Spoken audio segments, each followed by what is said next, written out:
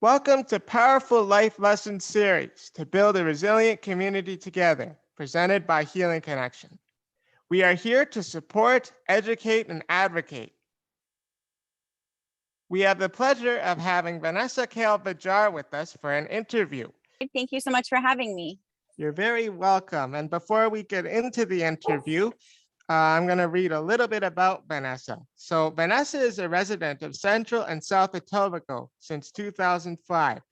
She has a great capacity experience from partnerships within the TDSB, youth sports, and the gardens, Lakeshore, as a member of the advisory committee. She is currently completing an honors Bachelor of Community Development and Global Citizenship degree, having previously studied at UBC and Ryerson. As a mother, small business owner, dog and outdoor gardening enthusiast, she is particularly interested in research surrounding housing access and affordability of inclusive green space and food security development systems. Since early 2021, she has also stepped into the role of the co-lead of Community Benefits Agreement, South Etobicoke, in partnership with Toronto Community Benefits Network. Would you like to tell the audience a little bit about yourself, Vanessa? Or? Sure. Thank you so much. It always seems a little strange when people are reading a little bit about your bio, but definitely all you said is true. I am a current student in a Humber program that is a large departure from my previous more corporate life, and I'm much more fulfilled now, but it's been an uphill journey, but I'm grateful for the progress I've made here, and I look forward to your questions. So I would like to begin with the first question I want to ask is, as a student in the Bachelor of Community Development program at Humber College, would you like to share your story on what inspired you on this journey? I would.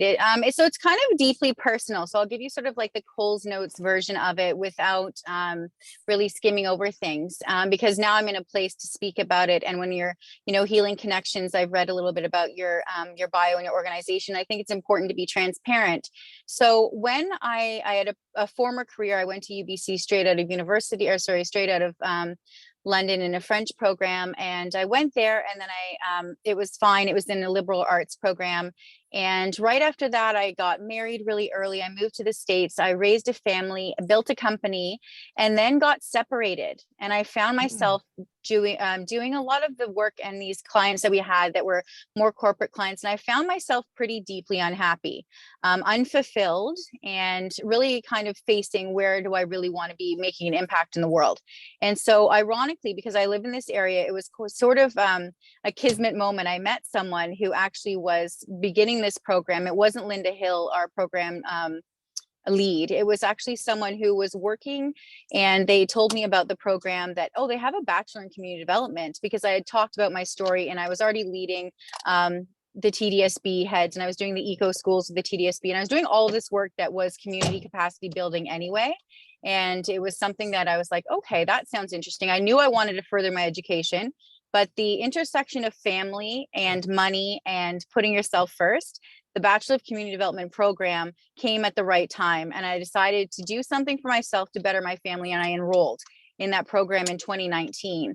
And it was one of the best decisions I ever made, even though I still find it difficult to time manage. So I hope I didn't give you too much information, but it was at a pivotal point in my life where it was the right program to add academic weight to the community development I was already doing. And I think that was what chose me, or what led me to choose it, for sure. Well, thank you very much for sharing about the Bachelor of Community Development program, and it's been great. It's also been great knowing that I'm also a colleague of yours in the same program, and it's really good that we get to kind of share similar experiences in that field. Like, I was in that same boat with community development too, whereas it was a good program for me, because what I want to do in the long-term run is to advocate for people with disabilities. And we've actually taken a lot of different courses studying racism and theory in the Indigenous community and LGBTQ.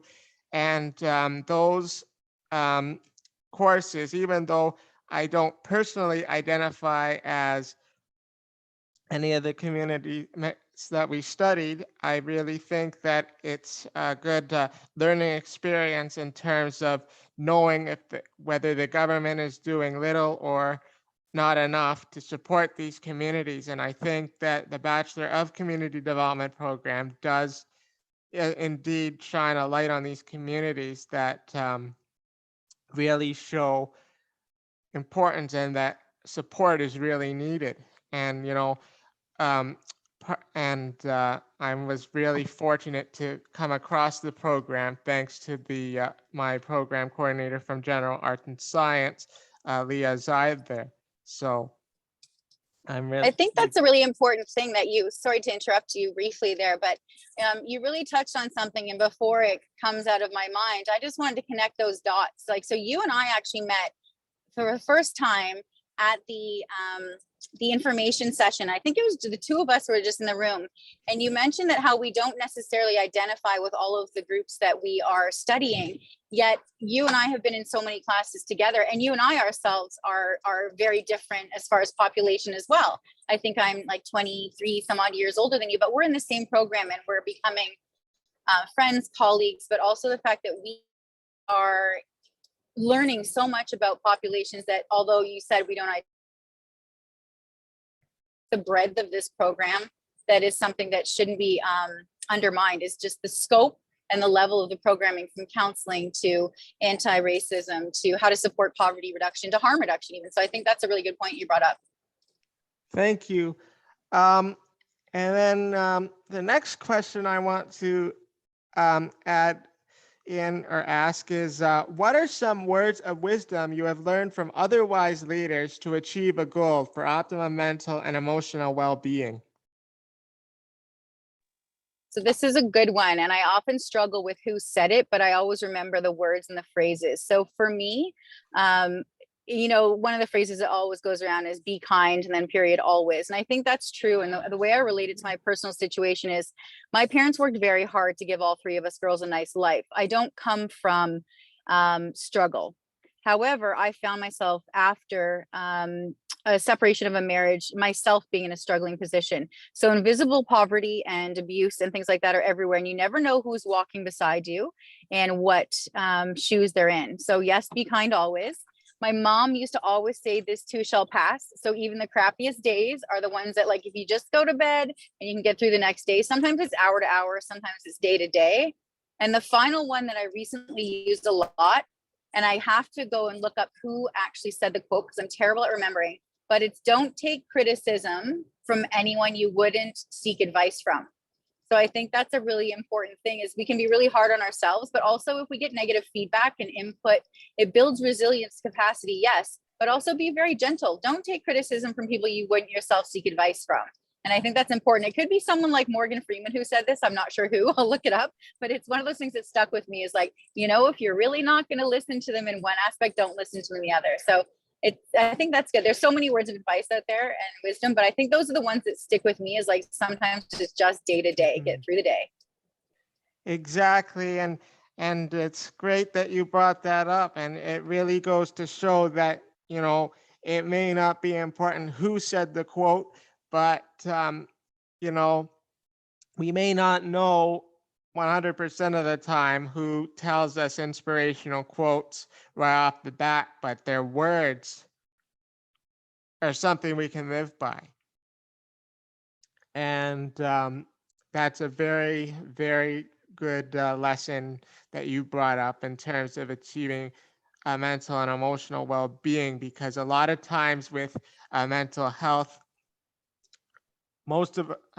some people can get depression, and they can kind of self-doubt themselves and think that they're worthless or have no purpose. So they end up having negative talk and self-talk. So those words that you brought up in terms of those quotes earlier are really helpful and really display the whole importance of emotional well-being, because you want to be able to think very positively about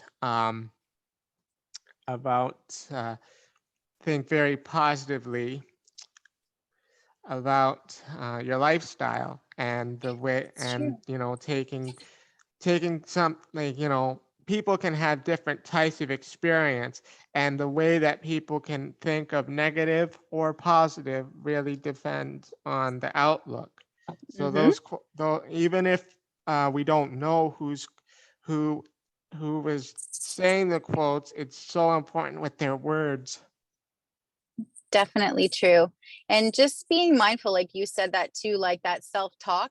I've really struggled since I went from a nice middle class income to being separated to a different lifestyle, social Hmm. intersection where I am now. It was interesting for me to see that the capacity building, the resilience, but that self-talk that turned into positive. And that's what I mean by the day to day. Some days are like really crappy. Like, let's be honest, they're not so good. But other days Right. you're like super grateful, you're super resilient. You're like, how far have I come? On my own with my own independence and support from others, of course, when needed. But the ability to reflect on that self talk in a positive way, it changes and it gets easier. It's almost like a muscle memory for me. It gets easier every day to remember and focus on the positive things that I have done. And I'm the only one that can do that. Right. So I think that that's important too. Right. Like it was important for me Yes. to make this meeting today. And also, like, yes, I'm in the car and yes, I'm going to get someone to pick them up, but I want to make sure that all of the time spent on important things like this meeting and your self-care, this is part of my self-care, making these interview appointments and getting everything done. So I appreciate that.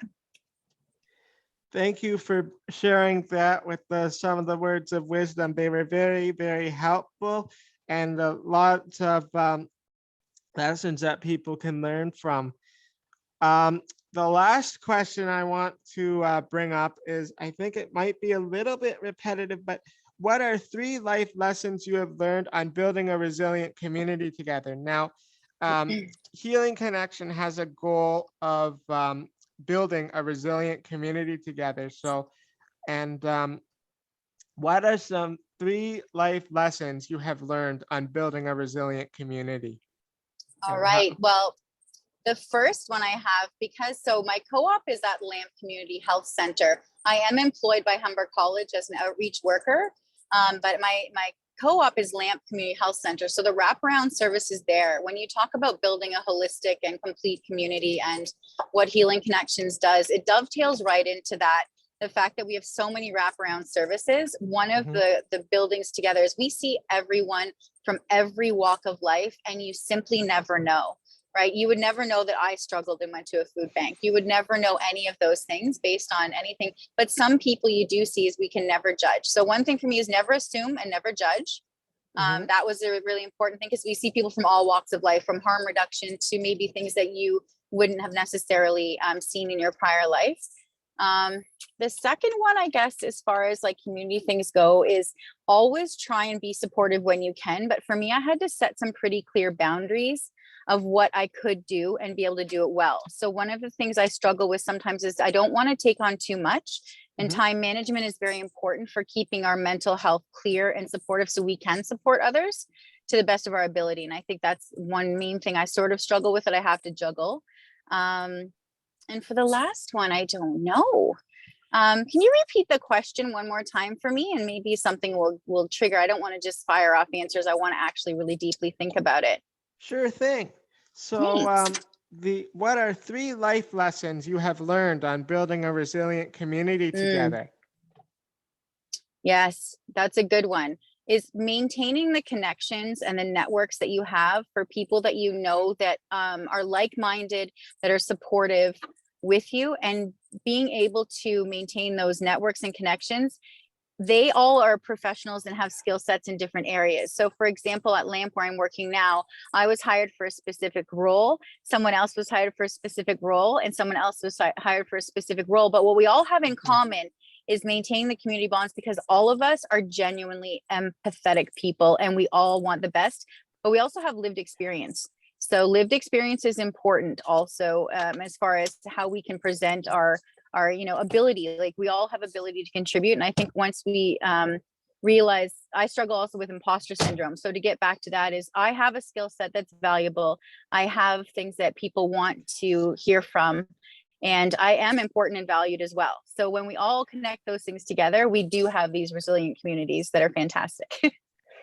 Exact. You know, That is so great to hear that in terms of resilient. And what really got me was like maintaining the networks, and I think ever since I finished high school and even going into college, I always remember to keep in touch with the past teachers that have helped me in the past.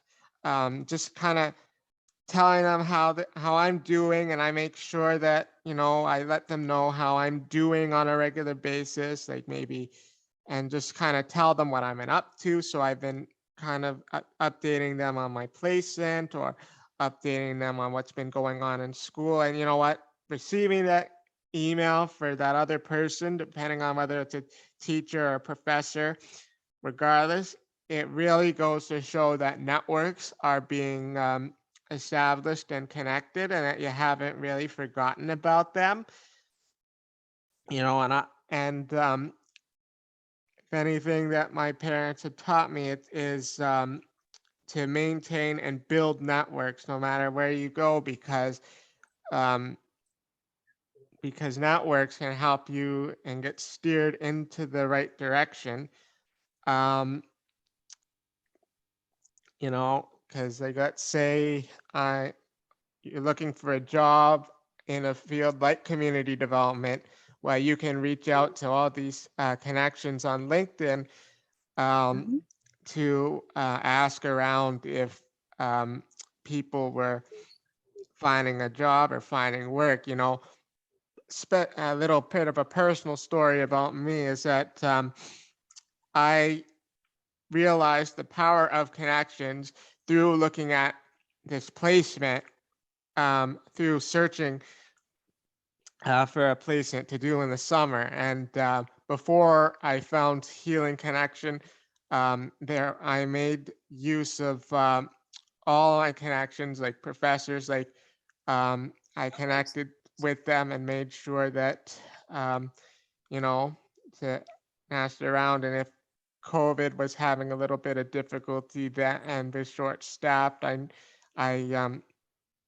I knew that I had connections and I wasn't lost, and it kind of made me feel really good. And you know, and another connection that was really useful was KDB, who connected me to Healing Connection and Angela. Um, and I really, really enjoy doing my placement every day at Healing Connection because of it. So, like you said, it's very good to maintain those networks, and they can really Yes. go a long way. It's true. And you can support them, and you never know where you're going to be in life and how you can be of service to others. But also how you can protect your own skill set and resiliency, and Healing Connections, I think, is the perfect fit for you, because I remember you talking about being excited about your second interview with them and how it was all going to be virtual, and it seemed like the perfect fit. They're lucky to have you, first of all, but I think that the work that they're doing is a perfect sort of seamless transition into future work that you're going to be doing, especially when you and I both talk about getting like that. I really appreciate the kind of work that they're kind of really making a niche for, and that it's available content on YouTube, high quality content that is a real sort of community based initiative. I think that's very important. Yes, and it's also great that we do a bunch of tasks, like not just presentations and workshops, but also YouTube engagement. I really enjoy that because I get to listen to different types of mental health stories and comment on them. And it really goes to show that the advocacy toward mental health, it really needs to, really needs to get advocated for, like especially because of the COVID pandemic. Yeah, And with all the absolutely. clinics closed down, um, because of the lockdown for Yeah. several months and even 2 years, mental health is very, very important. So It is important. We're seeing a lot more uptick in client services at LAMP as well. So I imagine Healing Connections is also coming at the right time with this content, because it's available on YouTube and a lot more social media presence now. People that might not have sought help before will maybe find within your content support there in order to take the next step. So we're still wearing masks at LAMP. We see a lot of services there. And I think that this kind of online programming you're doing and content like this will be helpful and very applicable to populations that are struggling, especially post-COVID. Yes, absolutely. Well, that wraps up the interview series. So thank you very much for joining us, Vanessa. Thank you so much for having me. I'm very grateful and I appreciate all the work you're doing. And I look forward to going back and looking at the other interviews. Feel free to visit our website.